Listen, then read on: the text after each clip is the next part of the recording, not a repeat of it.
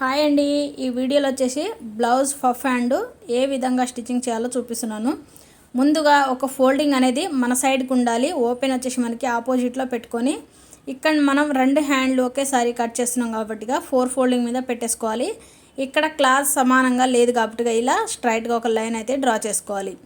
ఇలా డ్రా చేసుకున్న తర్వాత ఇప్పుడు మనం ఈ పఫ్ హ్యాండ్ అయితే మీకు చూపిస్తున్నాను. ఈ పఫ్ హ్యాండ్ ఎలా ఉందో ఈ పఫ్ అనేది అదే విధంగా మనం ఏ విధంగా కట్ చేయాలి, ఎలా కట్ చేయాలి అనేది చూపిస్తున్నాను. ఇక్కడ నేను హ్యాండ్ పొడవు వచ్చేసి 9 ఇంచులు అయితే తీసేసుకుంటున్నాను. ఇక్కడ 9 ఇంచుల దగ్గర ఒక మార్కింగ్ వేసుకొని ఇలా స్ట్రైట్గా ఒక లైన్ అయితే డ్రా చేసుకోవాలి.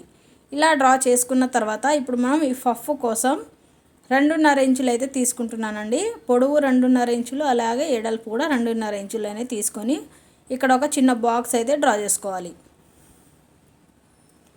ఇలా డ్రా చేసుకున్న తర్వాత ఇప్పుడు హ్యాండ్ లూజ్ని మనం మార్కింగ్ చేసుకోవాలి. హ్యాండ్ లూజు అలాగే చంక డౌను ఈ రెండు మనం మార్కింగ్ చేసుకొని హ్యాండ్ని కట్ చేసుకోవాలి.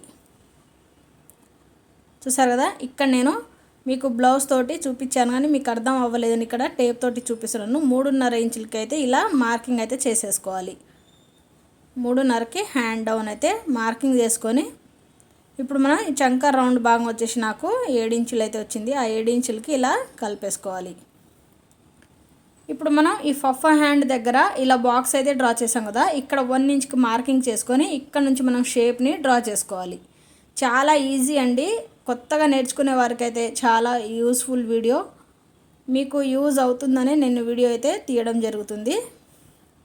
ఇక్కడ ఎగస్ట్రా ఖర్చు కోసం ఒక 2 ఇంచెస్కి మార్కింగ్ చేసుకొని ఇప్పుడు కటింగ్ అయితే చేసేసుకోవాలి. ఇది ఎలా అయితే మార్కింగ్ ఎలా అయితే చేసామో అదే విధంగా కటింగ్ అయితే చేసేసుకోవాలి. వీడియో నచ్చితే లైక్ చేసి మన ఛానల్ని సబ్స్క్రైబ్ చేసుకోండి ఫ్రెండ్స్, సపోర్ట్ చేయండి. ఈజీనండి, చాలా ఈజీగా హ్యాండ్ అయితే కట్ చేసుకోండి.